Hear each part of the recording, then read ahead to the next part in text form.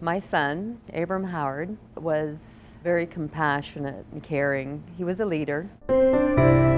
Abram's great uncle, Sam, nicknamed Sonny, he was in the Marines. He was never married.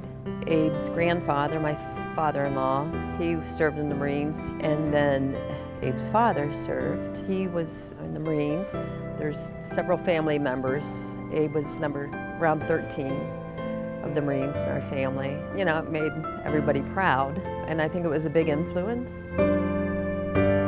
Last thing anybody wants to do is follow blindly into your father's footsteps if it's not what you want to do, but it wasn't forced. An important thing to remember about Abe and guys like him, he didn't have to serve. He had options. He didn't resort to the Marine Corps because it was something that Howard men did.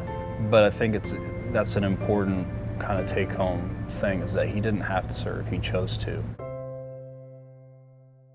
I feel he was an old soul. He was beyond his years. He just carried himself in such a way that his friends looked up to him. He was just very caring. He'd do anything for anybody. Literally would give you the shirt off his back, so I did bring it. So this is it's a unit t-shirt that he had, his MP company, Pittsburgh. I don't even know, there might be some guys looking for one of these, but it's mine, so.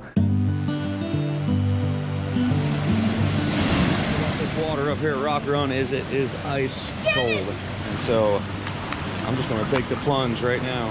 Up where we're from, there's an area called Rock Run, like year-round cold. I think they're limestone streams, and we would go up there and swim in the summer, mainly because that's the only time it's tolerable to get in the water. And I was soaking wet and cold, and he literally gave me a shirt, not his shirt, but a shirt, and we're basically the same size.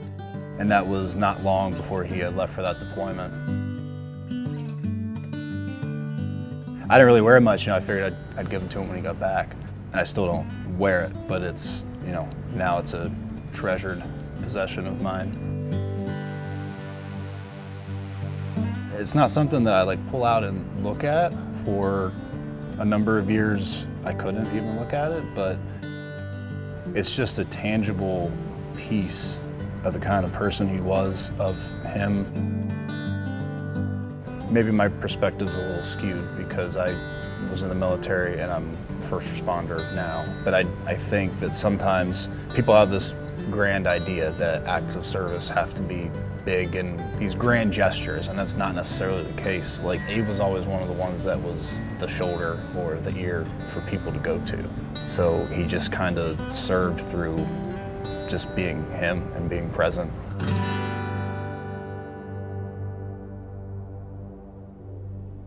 This morning, a U.S. Marine has died while serving in Afghanistan. The family of a U.S. Marine killed in Afghanistan is waiting for the military to bring him home. We have no word yet officially on what happened, but his family believes that he was hit by a missile fired by a militant. It was very confusing for me because, you're told one thing by the government, but then you hear the stories of what actually happened. It was going to be Abe's last mission, and turned into an ambush. And Abe, who has the eyesight, he can see whatever in the woods. When we'd go to our cabin, he'd say, "There's a deer up there," and you'd stop and you're looking and you couldn't see it, but then he'd give the direction, and it was like, oh my gosh, how'd you see that? But he spotted someone, and he had his gun up to shoot, but this guy had an RPG. That's the story. I was told it was a roadside bomb. So it's completely different. And what his guys in his unit say is his actions saved their lives. I mean, that right there, perfect example. To the very end, he was a guy that he didn't have to be there, he didn't have to do it, but that was his choice. I, with my whole heart, believe that if that choice had to be made that day, him or other people that he would make that choice every time and never regret it. So, yeah, I think in the context of Veterans Day that's a sentiment that's shared by a lot of vets.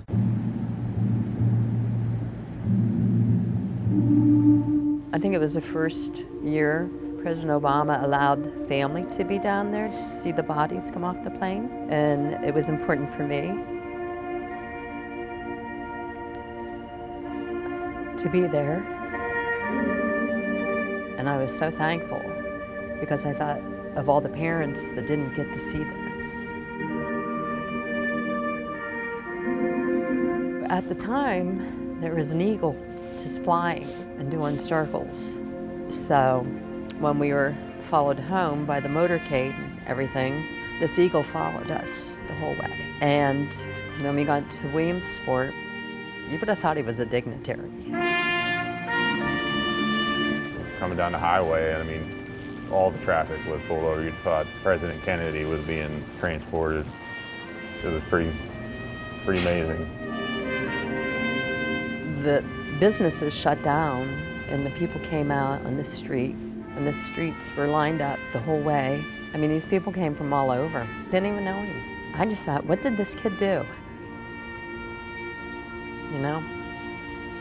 Because it was beyond my reach. It was extremely overwhelming, the amount of support that our community showed to us. And I mean, people came from outside of the county, all over the state.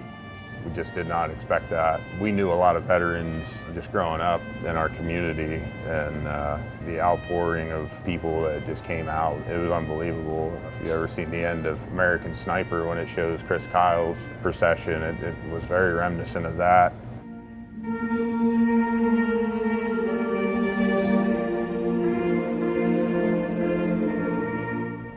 I guess you could say he took his place among, standing shoulder to shoulder with anybody that's ever served. That was his place in history, I guess.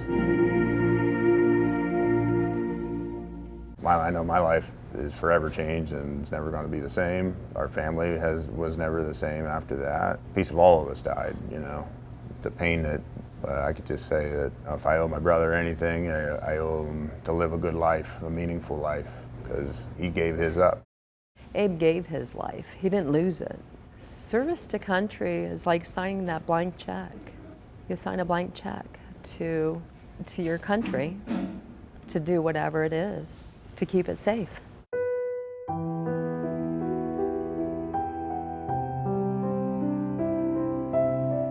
So when I got the call from Captain John Schneider sending his condolences from Afghanistan, he said, "What can we do for you?" And I said, "For you, you need to have closure." So, and when those guys came home, we were the first ones to get there. They had to stand at attention and stuff, and I could tell by some of their eyes that they were surprised to see us and happy.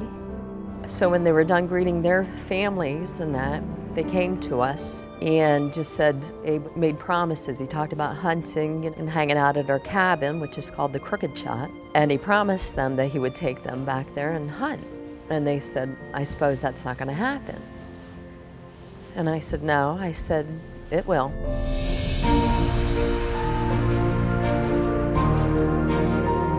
And I said, "We'd like to have y'all. You come up and stay at our cabin." So they came,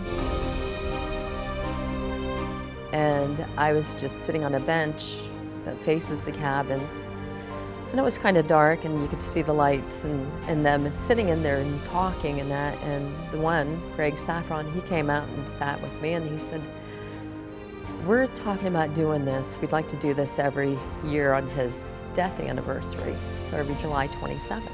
So we planned, and they had a weekend, had all kinds of food, friends, family from Williamsport, and then all these guys and their girlfriends, and we had tents, and I mean, it was just absolutely, it was a beautiful weekend.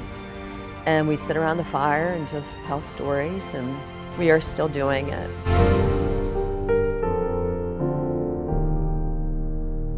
There are children that have been born that never met him, that have his name. Abram will live forever.